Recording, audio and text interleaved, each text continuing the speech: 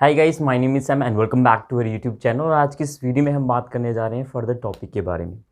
देखिए guys, last कुछ videos में हमने देखा था कि जो रीसेंट पास्ट होता है किस तरह से यूज़ किया जाता है लैंग्वेज में, वो हमने चीज़ों को डिटेल किया था।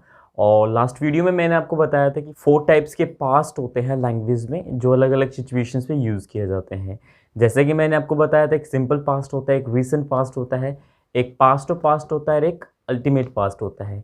सिंपल पास्ट, रीसेंट पास्ट को हम पढ़ चुके हैं। आज की इस वीडियो में हम पढ़ने जा रहे हैं पास्ट ऑफ पास्ट को, कि पास्ट ऑफ पास्ट किस तरह से डिटेल किया जाता है लैंग्वेज में, किस सिचुएशंस पर इसको बेसिकली यूज़ कर लेते हैं हम। ठीक है, तो चलिए वीडियो को स्टार्ट करते हैं और देखते हैं कि किस सिचुएशंस पर इसको यूज़ किया जाता है। सो गाइस, देखिए जैसे कि मैंने बोर्ड पे यहाँ पर लिख रखा है पास्ट ऑफ पास्ट। जो टॉपिक का नाम है वो है हमारा पास्ट ऑफ पास्ट, और इसमें जो हम पढ़ने वाले हैं आज वो है हैड विद एक्शंस।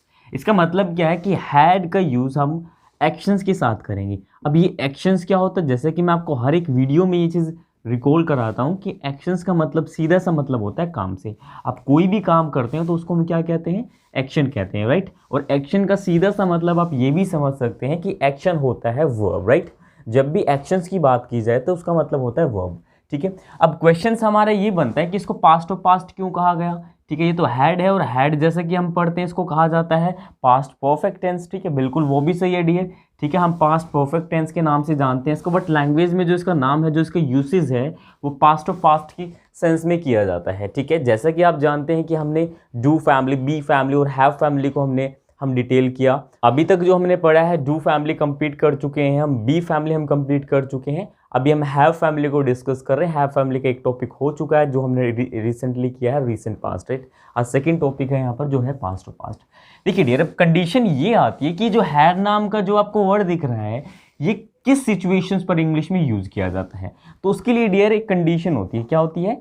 कंडीशन होती है। अब कंडीशन का मतलब होता है कि शर्त पर हम इसका यूज करें। ठीक है, तो देखो यहाँ पर मैंने लिख भी रखा है to express past of past actions. ये पास्ट ऑफ पास्ट एक्शन को समझो क्या होता है, कि पास्ट ऑफ पास्ट एक्शंस को एक्सप्रेस करने के लिए हम क्या करते हैं, हैड का यूज कर लेते हैं। देखो पास्ट ऑफ पास्ट का मतलब समझो, ये पास्ट ऑफ पास्ट नाम रखा क्यों गया। देखो डियर, जब भी कोई काम, मेरी बात ध्यान से सुनना आप, जब भी कोई काम बहुत पहले हुआ था, उस काम को अगर हम रिप्रेजेंट करेंगे पास्ट में, राइट, तो वहां पर हम यूज करते हैं हैड का। इसीलिए इसका नाम दिया गया पास्ट ऑफ पास्ट। कहने का मतलब पास्ट का भी, पास्ट को हम क्या कह देते हैं, पास्ट ऑफ पास्ट कह देते हैं। अगर कोई काम रीसेंट होता है, बिल्कुल अभी अभी होता है, तो उसके लिए हम हैज हैव का यूज करते हैं। और अगर टाइम वर्ड हमें टाइम ना दिया हो और एक नॉर्मल पास्ट को हमें रिप्रेजेंट करना तो हम डिड का यूज कर लेते हैं वहां पर, राइट। बट जब टाइम ड्यूरेशन ज़्यादा हो हमारी, तो वहां पर हम हैड का यूज़ कर लेते हैं। और हैड को हम किस नाम से जानते हैं, पास्ट ऑफ पास्ट के नाम से जानते हैं। इसका मतलब ये भी है कि ये जो होता है, ये एक लॉन्ग टर्म एक्शंस को रिप्रेजेंट करता है जो बहुत पहले हो गए थे। ठीक है, उनको भी रिप्रेजेंट करता है। एक तो स्पेसिफिक इसकी ये कंडीशन है। हालांकि जैसे मैं आपको बताता हूँ, एक चीज़ को डिफरेंट तरह से यूज़ कर लिया जाता है। तो ये पास्ट जो हैड दिख रहा है, ये भी डिफरेंट तरह से यूज़ किया जाता है। तो कंडीशन से आपको क्लियर होगा कि जो भी एक्शन होते हैं जो बहुत पहले हुए थे, एक्शन का मतलब काम, वो काम जो बहुत पहले हुए थे, पास्ट के भी पास्ट में हुए, तो उसको बताने के लिए हम क्या यूज़ करते हैं, हैड का यूज़ कर लेते हैं, राइट। यहाँ तक आपको क्लियर होगा। और जैसा कि मैं आपको बताता हूँ, ये जो हैड होता है, ये क्या होता है, हमारा हेल्पिंग वर्ब होता है, राइट। हेल्पिंग वर्ब हमेशा सब्जेक्ट के साथ आते हैं। इतना ही अभी तक आप समझिए। नेक्स्ट अगर बात करें तो यहाँ पर है आइडेंटिफिकेशंस। ठीक है, आइडेंटिफिकेशन का मतलब होता है पहचान। अब पहचान से आप क्या समझते हैं, देखो जैसा कि मैं आपको बोलता हूँ, हालांकि इंग्लिश की ये जो हम करते हैं हिंदी, देखो बार बार डियर मैं इसको लिख रहा हूँ, उसका रीज़न है क्योंकि मैं ये चाहता हूँ, हालांकि मैं आपको डायरेक्ट पढ़ा सकता हूँ, मुझे इसकी ज़रूरत नहीं है, ये बिल्कुल गलत मेथड है अगर मैं इसकी बात करूँ तो, बट फिर भी मैं इसको अप्लाई कर रहा हूँ, तो इसका रीज़न है डियर, मैंने रिसर्च किया होगा तो मैं इस चीज़ को लेकर आया हूँ। नहीं तो मैं फालतू में आप लोगों को टाइम वेस्ट ना करते हुए ये चीज़ें नहीं कराता। और मैं आपकी वीडियो में बोल भी चुका हूँ कि ये ता है, ती है, ती है, कुछ नहीं होता, रियलिटी में कुछ नहीं होते डियर। जब आप लाइव क्लासेस में आएंगे, ठीक है, कल एक वीडियो और आएगी, उसके बाद हम लाइव करना स्टार्ट कर देंगे। ठीक है, परसों से हम लाइव आ जाएंगे। ठीक है, तो वो सारी चीज़ें मैं वहाँ पर क्लियर करूँगा।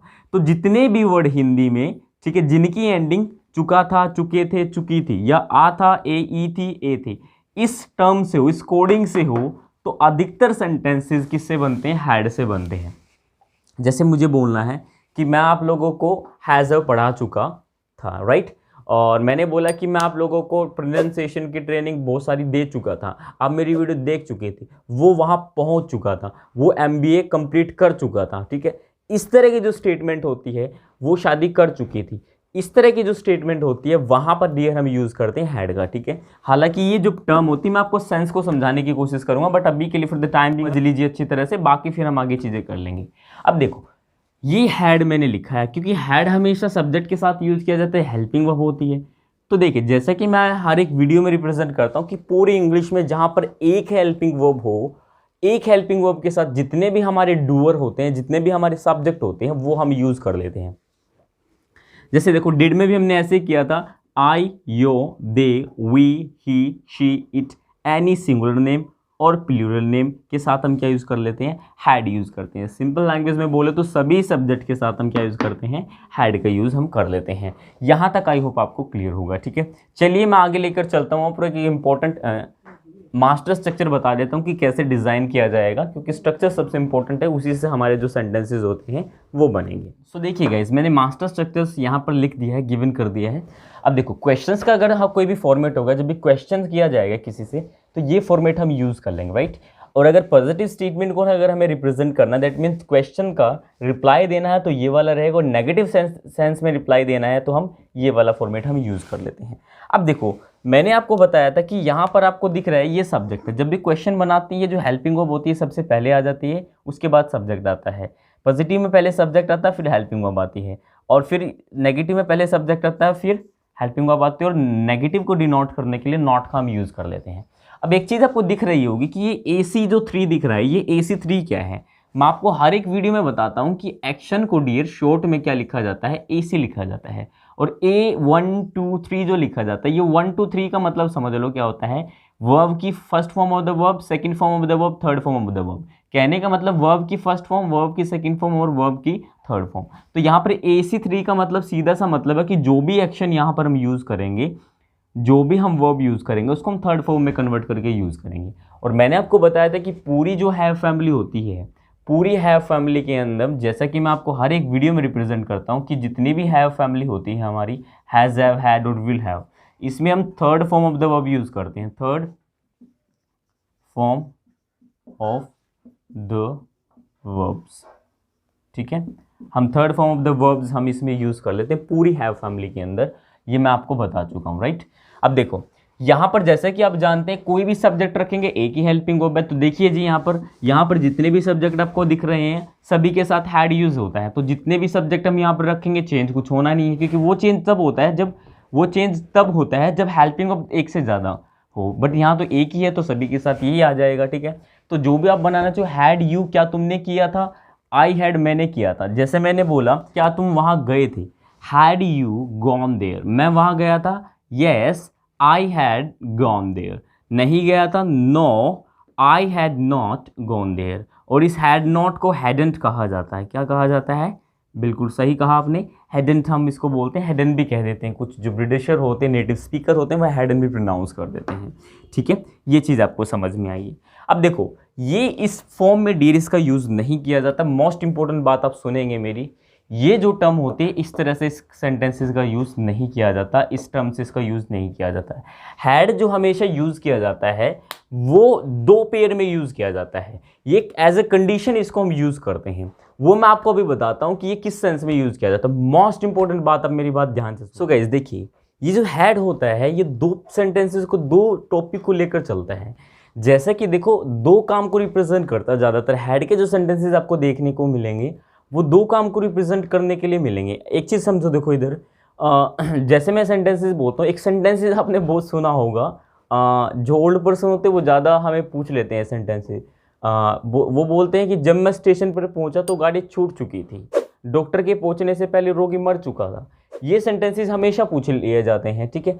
तो इस सेंटेंसेस में क्लू क्या है डियर, मैं आपको बताने की कोशिश कर रहा हूँ कि अकेला हैड बहुत कम यूज़ किया जाता है, इसके साथ डिड लगाकर बहुत ज़्यादा यूज़ किया जाता है, एज ए कंडीशंस इसको बनाकर बहुत ज़्यादा यूज़ किया जाता है। वो मैं आपको बता देता हूँ कि किस सिचुएशंस पर इसको यूज़ करते हैं। देखो दो स्ट्रक्चर्स मैंने आपको पैटर्न यहाँ पर लिख दिए हैं।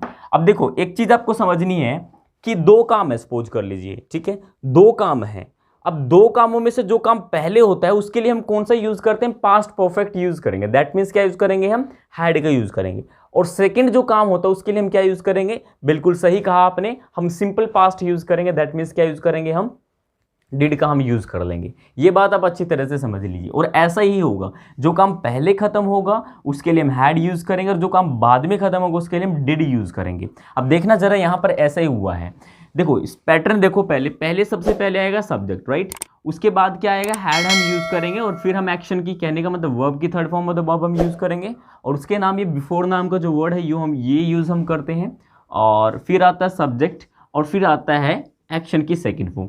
जैसे कि आप जानते हैं जब डिड का हम पॉजिटिव बनाते हैं तो वहां पर वर्ब की सेकंड फॉर्म लिख ली जाती है। जैसे कि मैंने बोला did you go there, right, तो आंसर होता है आई वेंट देयर। गो की सेकंड फॉर्म वेंट हमने यूज कर लिया, ठीक है। इसी तरह से एक और पैटर्न इसमें देखने को मिलता है, पहले आता है सब्जेक्ट, फिर आता है एक्शन की सेकंड फॉर्म, फिर आता है आफ्टर नाम का वर्ड, फिर सब्जेक्ट हम यूज करते हैं, फिर हैड, और फिर एक्शन की थर्ड फॉर्म होता है। कहने का मतलब इसको इंटरचेंज कर दिया गया, इसको इन्वर्जन कर दिया गया, राइट।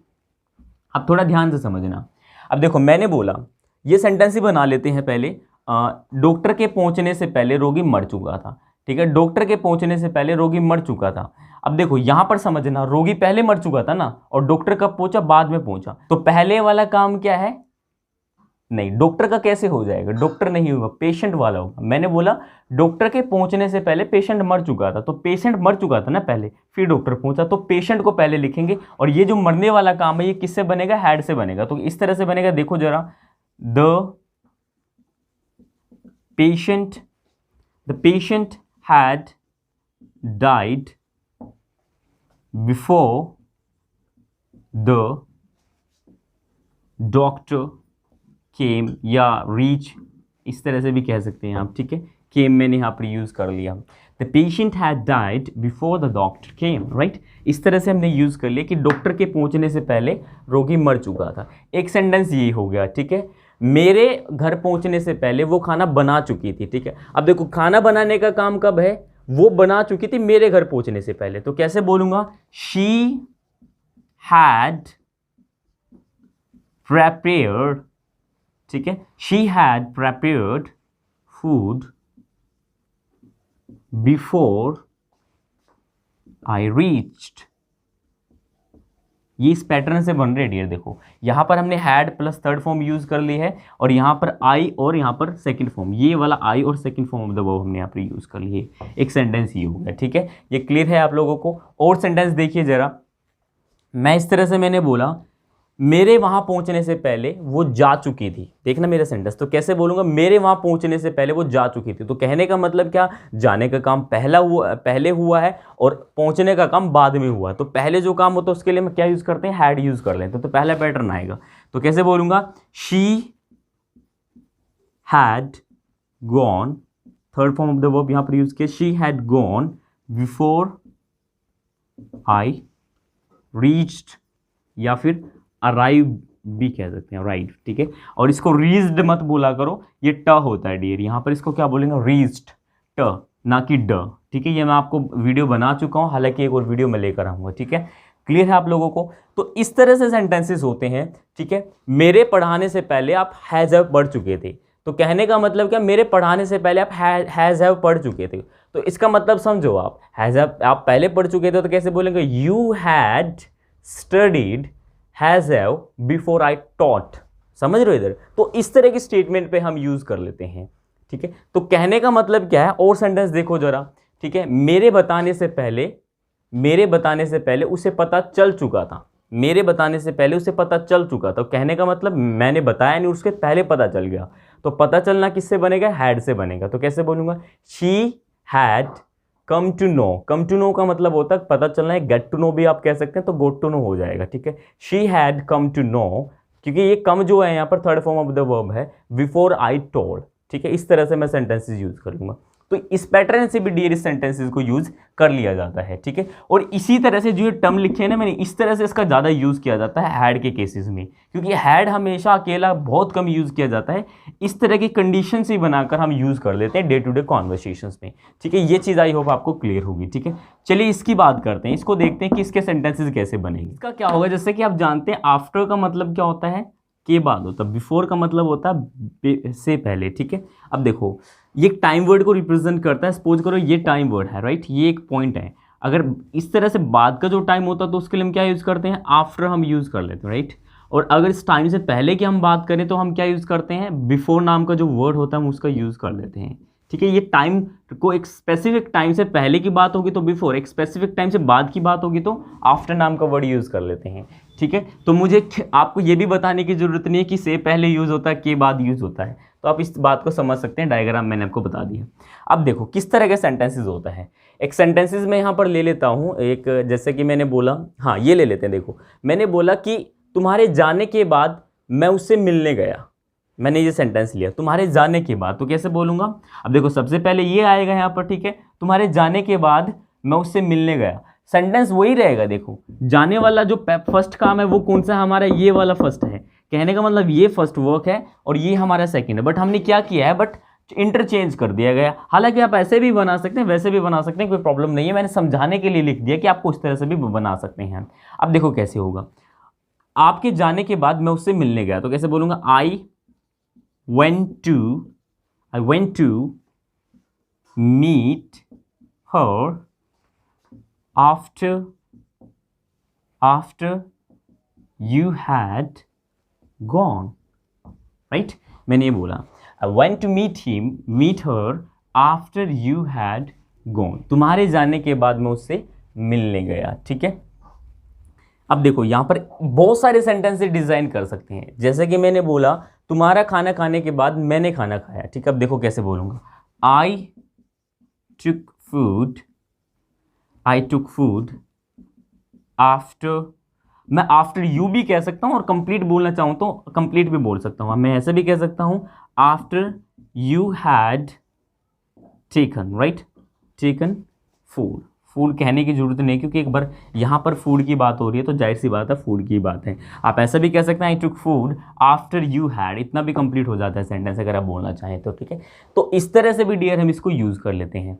और देखो जरा, जैसे मैंने बोला कि उसके मिलने के बाद मैं उससे मिला, उसके मिलने के बाद मैं उससे मिला, तो कैसे बोलूँगा, आई मेट हर, यानी क्या बोला, I met her after he had, इतना कह लीजिए डियर, ये बहुत अच्छा रहेगा इस तरह से, I met her after he had, उसके मिलने के बाद कौन मिला, मैं मिला। ये काम पहले हुआ, फर्स्ट वाला काम, ये यहाँ पर आफ्टर के बाद जो काम लिखा हुआ है ये कौन से वाला काम है, ये फर्स्ट है, और आफ्टर के पहले वाला जो काम है वो है सेकेंड वर्क जो हमारा होता है, ठीक है। तो इस तरह से डियर इसका सबसे ज़्यादा यूज़ किया जाता है। सेंटेंसेस बना के देखिए, मैंने पैटर्न यहाँ पर आपको लिख दिया है, कमेंट में मैं आपको 2-3 सेंटेंसेस देना चाहूँगा यहाँ पर, ठीक है। आप नोट कर लीजिए सेंटेंसेस। मैंने बोला कि मेरे प्रपोज करने से पहले उसे कोई और प्रपोज कर चुका था, एक सेंटेंसेस मैंने ये बोल दिया यहाँ पर, मेरे प्रपोज करने से पहले उसे कोई और प्रपोज कर चुका था। एक सेंटेंस अब ये बनाएंगे, ठीक है, मेरे MBA करने से पहले बहुत सारे लोग MBA कर चुके थे। एक सेंटेंस अब ये बना के कमेंट में मुझे बताओगे। आप एक चीज़ समझ रहे होगे कि प्रैक्टिस क्यों नहीं कराया, तो डियर ये ज़्यादा यूजफुल नहीं है, इस तरह से प्रैक्टिस नहीं होती है। ये पैटर्न अगर मैं बोलूँ तो मैं इसको स्टार लगा सकता हूँ, मैं इसको मोस्ट इंपॉर्टेंट कह सकता हूँ, ये मोस्ट इंपॉर्टेंट है। क्या बोला मैंने इसको, मोस्ट इंपॉर्टेंट है, ठीक है, इंपॉर्टेंट है, क्योंकि पास्ट में जब भी आप स्टोरी मेकिंग में आप लोगों को कराऊंगा तो देखना आप इसका रिजल्ट कितना ज़बरदस्त निकल के आने वाला है। बहुत इफेक्टिव वे में हम स्टोरी मेकिंग करेंगे और ये जितनी भी चीज़ें हैं वो सभी हम यूज़ करेंगे। एक पैटर्न और यूज़ कर लिया जाता है डियर, वो भी आप समझ लीजिए, वो भी मैं आप लोगों को बता देता हूँ कि एक पैटर्न क्या होता है। एक सेंटेंस आपने व्हेन से भी सुना होगा, ठीक है, आप व्हेन से भी सेंटेंसेस बना सकते हैं, उसमें भी कोई इशू नहीं है। व्हेन भी होता है, जैसे मैंने बोला जब मैं वहाँ पहुँचा तो वह सो चुकी थी, तो व्हेन से भी सेंटेंस हो सकता है व्हेन, ठीक है। यहाँ पर समझना थोड़ा, व्हेन जैसे मैंने यहाँ पर बोला व्हेन हो गया एक, ठीक है, व्हेन, और यहाँ पर प्लस में सब्जेक्ट, प्लस में एक्शन की सेकंड फॉर्म, प्लस में सब्जेक्ट, प्लस में हैड, और प्लस में एक्शन की थर्ड फॉर्म। एक सेंटेंस मैंने यहाँ पर ये लिख दिया। अब देखो जब मैं वहाँ पहुँचा तो वह सो चुकी थी, तो सेंटेंस होगा when I reached there, there मत बोलना इसको, it's there, right, this is the correct pronunciation of this word is there, okay. When I reached there, reached T, this is not D, okay. when I reached there she had gone to bed भी कह सकता हूं मैं, और यहाँ पर slept भी कह सकता हूं, ठीक है, slept, ठीक है, slept भी कह सकते हैं या gone to bed भी आप कह सकते हैं, ठीक है। तो इस तरह से भी सेंटेंसेस हम बोल देते हैं। जब मैंने उससे पूछा, मैंने क्या बोला, जब मैंने उससे पूछा तो मैं बोलूँगा when I asked, आस्कर नहीं ना, asked, क्या बोलूँगा, when I asked her, जब मैंने उससे पूछा तो वो जा चुका, तो क्या बोलूँगा, he had gone, राइट। इस तरह से भी हम यूज़ कर लेते हैं। तो एक डियर आपने देखा कि हम when का यूज़ कर लेते हैं, ठीक है, when नाम का वर्ड होता है, एक आफ्टर नाम के वर्ड के साथ हम इसका यूज़ कर लेते हैं, और एक बिफोर नाम के वर्ड के साथ हम इसका यूज़ कर लेते हैं। ये थ्री जो मैंने टॉपिक आपको बताने की कोशिश की, ये थ्री बहुत ज़्यादा इंपॉर्टेंट होते हैं और यूज़ हम इसका कर लेते हैं। तो ये बात आप अच्छी तरह से समझिए, प्रैक्टिस कीजिए, कोई भी डाउट आता है सेंटेंसेस ज़्यादा से ज़्यादा बनाइए, प्रैक्टिस सबसे इंपॉर्टेंट होती है। सिचुएशंस को क्रिएट कीजिए, डेली यूजेस जो सेंटेंसेस होते हैं इस तरह से रिलेटेड जो भी आप सेंटेंसेस यूज़ करते हैं डे टू डे लाइफ में, डे टू डे कॉन्वर्सेशंस में, just try to make that sentences and try to speak the frequently way, okay. आप जब उनको बोलने की ट्राई करेंगे सो डेफिनेटली आपका जो एक्सेंट है, जो आपकी प्रोनाउंसिएशन है, that will be improve, okay, वो इम्प्रूव होगी, ठीक है। तो डियर आज के लिए इतना ही, हम चीज़ों को स्टॉप कर रहे हैं। नेक्स्ट वीडियो कल आपको मिल जाएगी, अवेलेबल हो जाएगी, ठीक है। और उसके बाद फिर हम लाइव ही किया करेंगे। वीडियो को ज़्यादा से ज़्यादा शेयर वगैरह कर दीजिए, आप कनेक्ट कर लीजिए स्टूडेंट्स को, कि लाइव करने में जितना लाइव आप कनेक्ट करेंगे स्टूडेंट्स को उतना लाइव करने में मजा आएगा डियर, ठीक है, उतना मैं आप लोगों के लिए बेटर कर पाऊंगा, ठीक है। तो आज के लिए इतना ही। अगर वीडियो अच्छा लगा है तो वीडियो को लाइक एंड शेयर जरूर कर दीजिए, और चैनल पे नए हैं तो सब्सक्राइब करके बेल आइकन को प्रेस कर दीजिए, ठीक है। आज के लिए इतना ही, मिलते हैं नेक्स्ट वीडियो में। Till then take care, bye bye.